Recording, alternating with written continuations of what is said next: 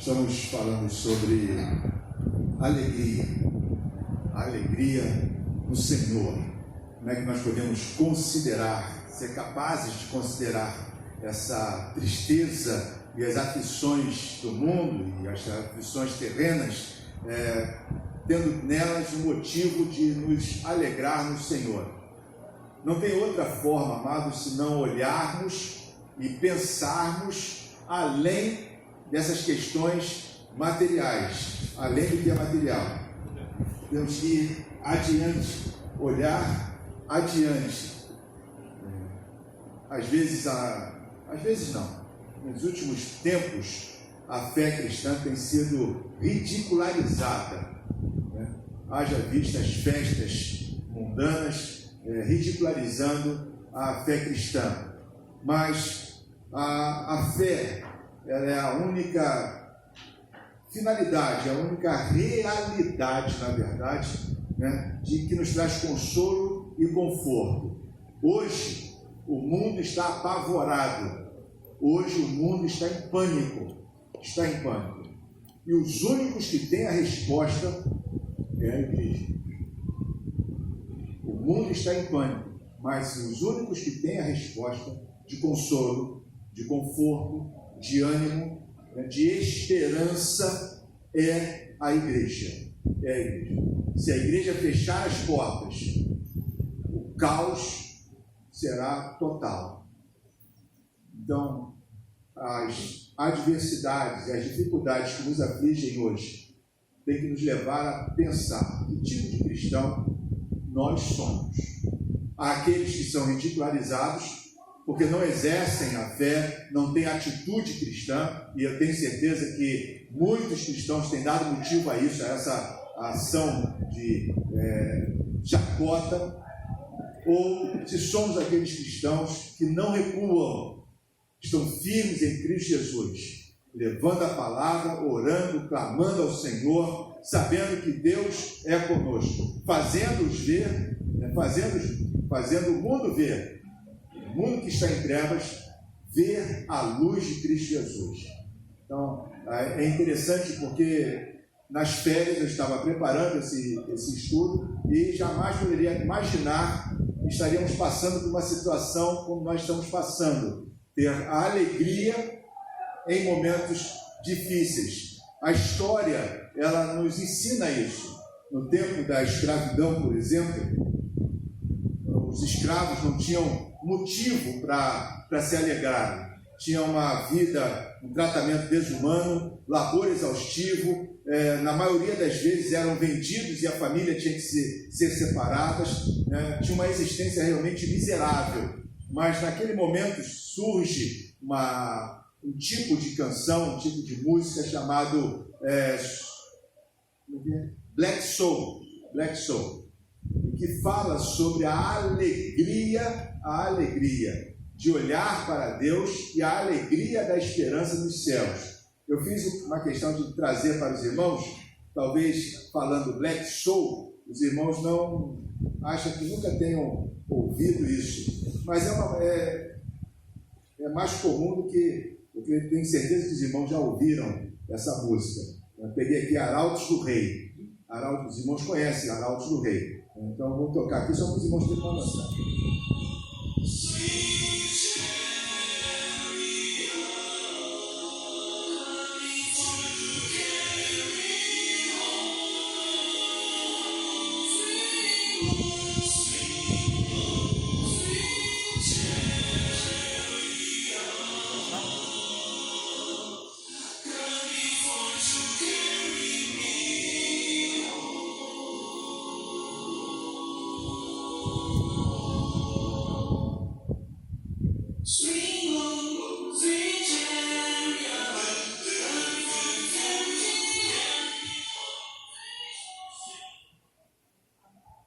Não já ouviram essa música já? Ou não?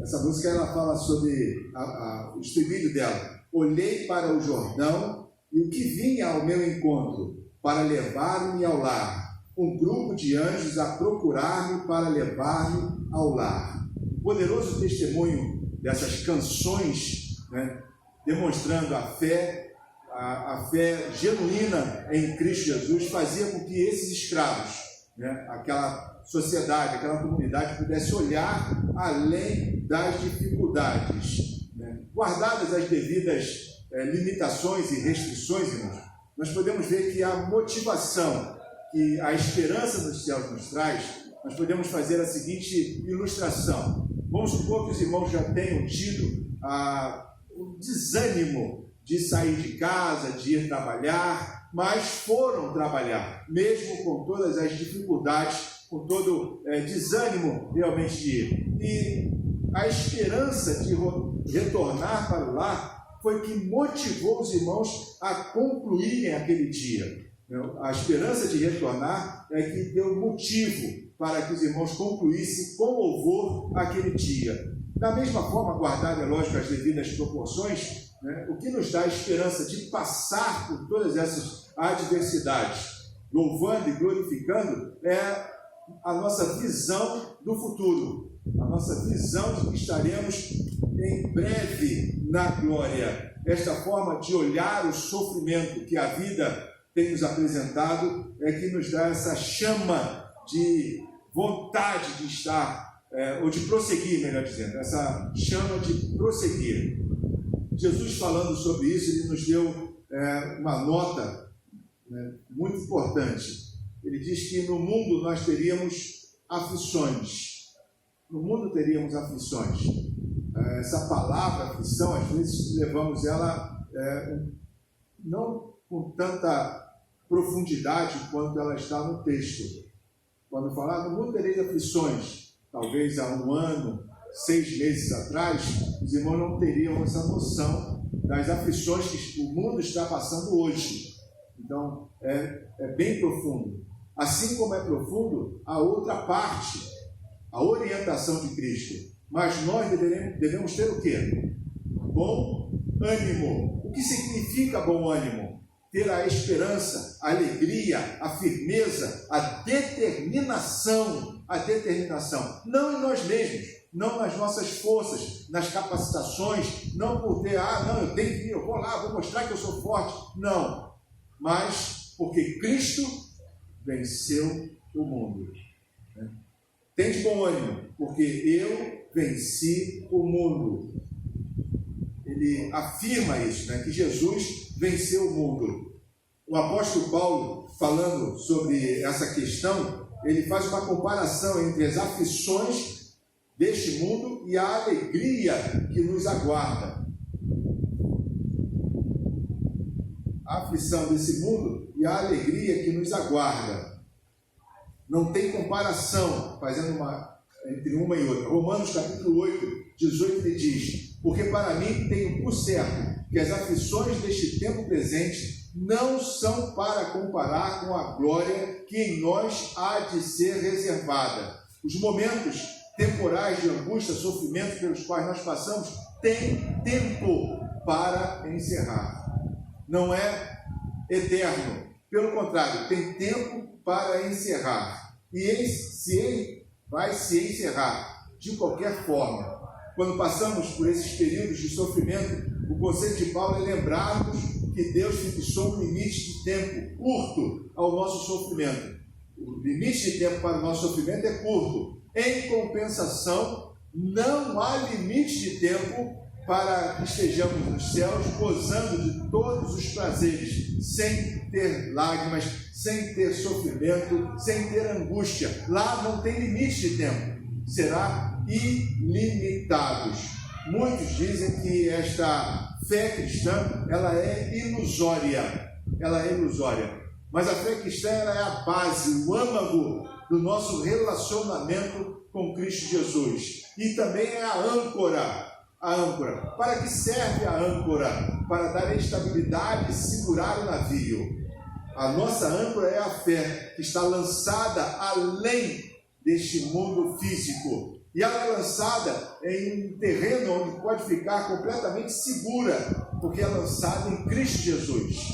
Então, Paulo também falando sobre isso, ele diz o seguinte: pelo que querendo Deus,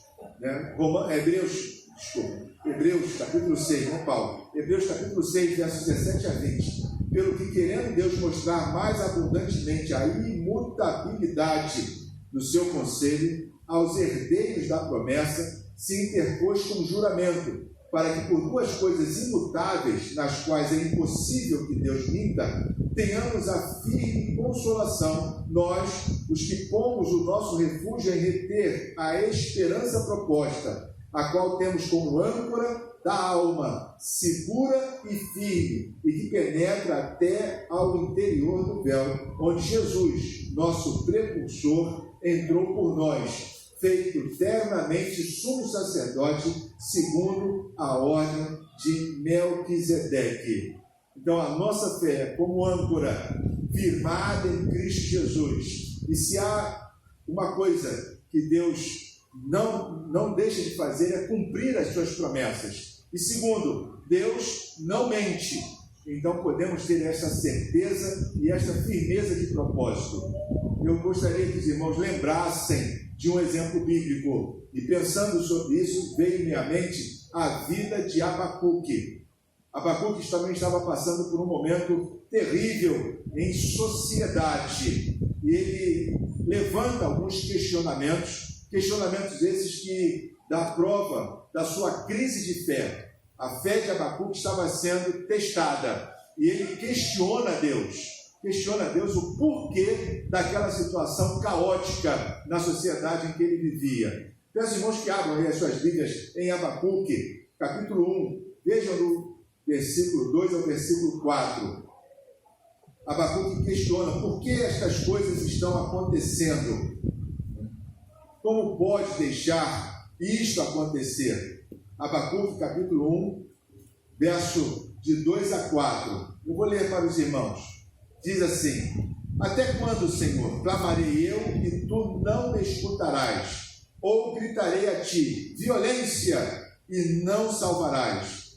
Por que razão me fazes ver a iniquidade e a opressão? Pois a destruição e a violência estão diante de mim. Há também contendas e o litígio é suscitado. Por esta causa a lei se afrouxa e a justiça nunca se manifesta, porque o ímpio cerca o justo, de sorte que a justiça é pervertida. Lá no verso 3, Abacuque diz: estarei na minha torre de vigia. Capítulo 2, verso 1. Sobre a minha torre de vigia me colocarei, e sobre a fortaleza me apresentarei e vigiarei, para ver o que me dirás, e o que eu responderei tocante à minha queixa. Abacuque, ele nos ensina que em momentos de dificuldade, a primeira coisa que devemos fazer é ir à presença de Deus. E ir à presença de Deus com o coração aberto, sendo sincero, questionando realmente o que fazer, por quê, como agir diante de determinadas situações. Nós precisamos buscar a Deus para saber como agir em determinadas situações e esperar a resposta do Senhor. Abacuque diz: eu irei para a minha torre de vigília, ficarei vigiando para ouvir a tua voz, para ouvir a tua resposta. E Deus responde a Abacuque, responde de tal forma que o corpo de Abacuque ele treme, ele fica com temor e tremor diante da resposta de Deus. Foi a mesma resposta, ou semelhante resposta, que Deus deu a Jó. Jó tremeu-se diante de Deus. O livro de Abacuque ele contém uma frase curta, mas que ela é citada no Novo Testamento algumas vezes. Por exemplo, Hebreus 10, 38, Gálatas 3, 11, Romanos 1, 17. A expressão é: o justo viverá pela fé. O justo viverá pela fé. E em Hebreus, capítulo 10, verso 38, diz que o justo viverá pela fé. E se ele recuar, a minha alma ou a minha vida de Deus não tem prazer nele. O justo viverá. O que é o justo viverá pela fé? O justo viverá pela confiança em Deus. Nós precisamos, em momentos difíceis, amados, demonstrar a nossa confiança em Deus.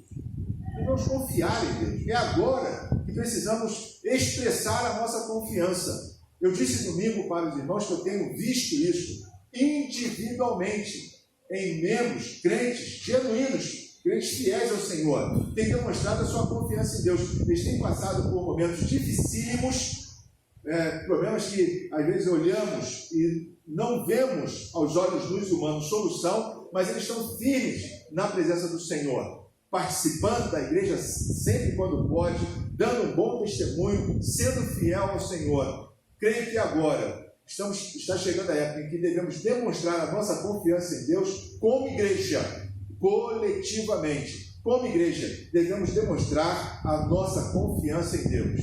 Mas para demonstrar a nossa confiança em Deus, nós precisamos ter intimidade. Devemos ouvir Deus falar conosco.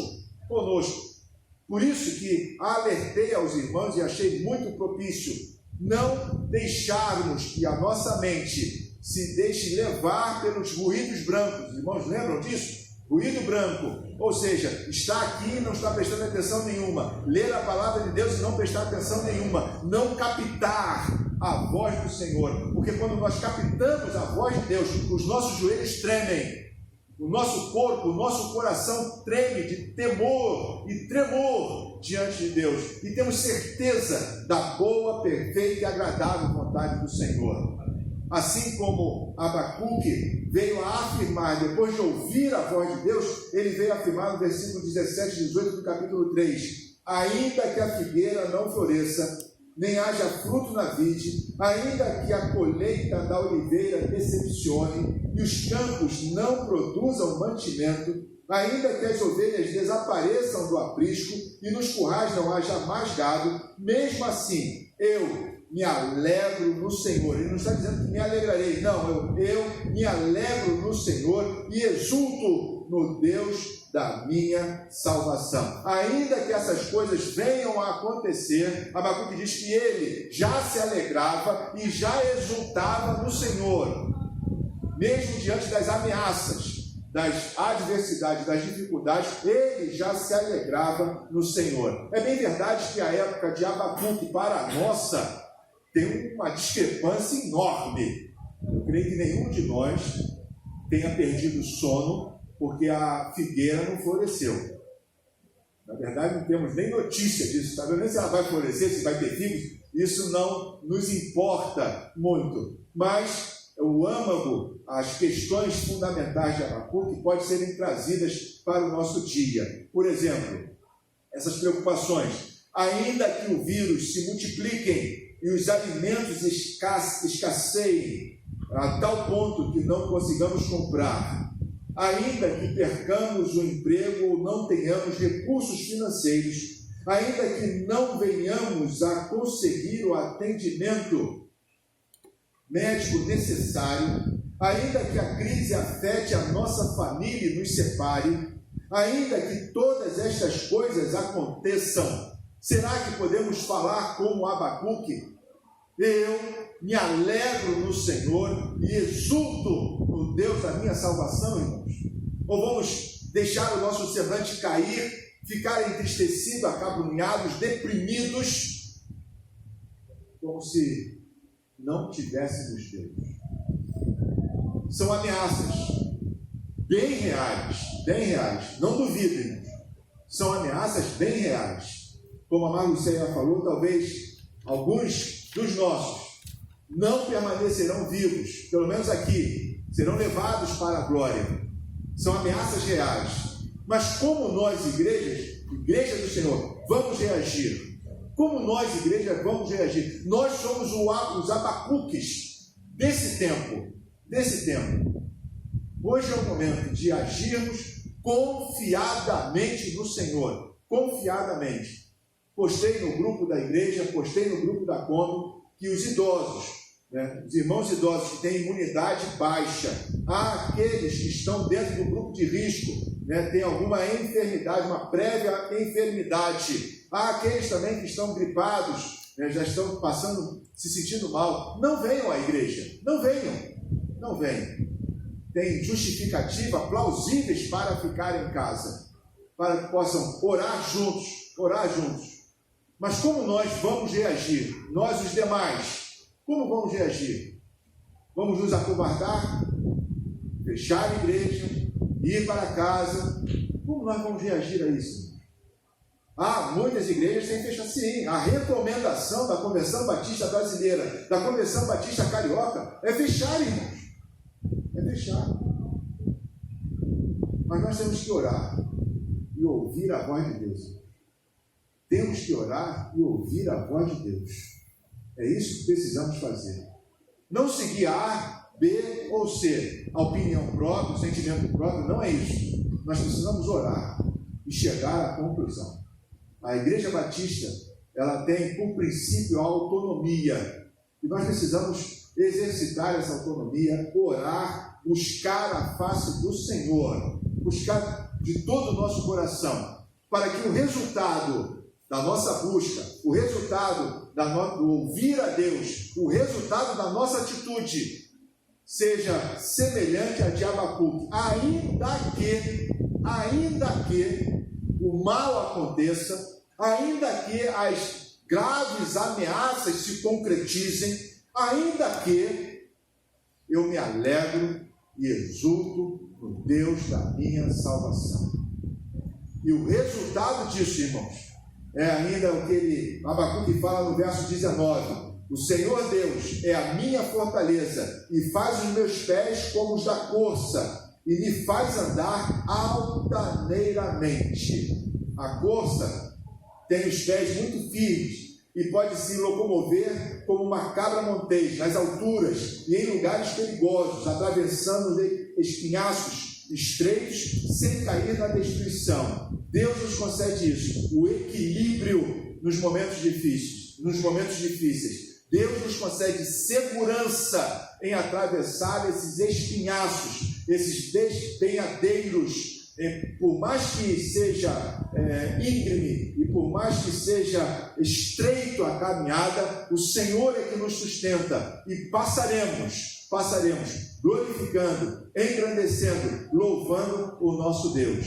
Portanto, a nossa meditação nesta noite é como agir como igreja. Como nós vamos agir como igreja? Igreja do Senhor. A nossa alegria, ela deve suplantar essa situação, a circunstância, ser colocada no alto, na nossa verdadeira esperança, que é a âncora em Cristo Jesus. É como se estivéssemos no navio, o espelho d'água, lançamos a âncora com a esperança de que ela vai encontrar um terreno, um lugar firme para dar equilíbrio e não deixar o nosso navio